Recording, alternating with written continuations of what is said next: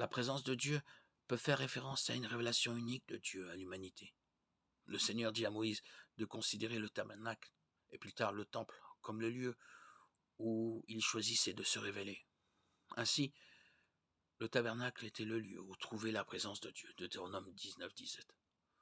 Auparavant, Moïse avait rencontré la présence de Dieu près du buisson ardent, Exode 3, 4, 5, toujours en présence de Dieu.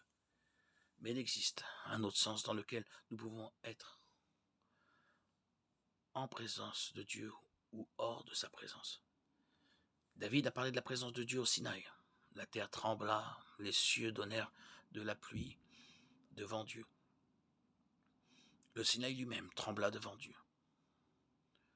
La Bible décrit l'événement comme la descente de Dieu au Sinaï et sa rencontre avec les enfants d'Israël. Exode 19-17. Ils étaient en présence de Dieu d'une manière particulière, comme Dieu utilisait des moyens physiques et terrestres pour communiquer avec son peuple. Ils comprenaient que Dieu était là et qu'ils étaient en sa présence. À certains moments de l'histoire, Dieu a dû manifester sa présence. Sinon son peuple n'aurait pas réalisé qu'il était là. Jacob, après une nuit agitée à Bethel, se réveilla dans son rêve et dit « Certainement l'Éternel est dans ce lieu et je ne le savais pas. » Genèse 28, 16. Il était sûrement en présence de Dieu, mais il ne le savait même pas.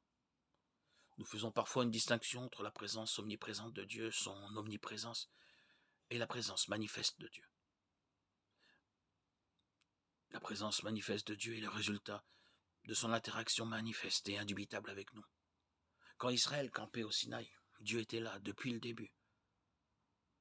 Mais quand ils virent le feu, entendirent la trompette et subirent le tremblement de terre, ils étaient alors en présence manifeste.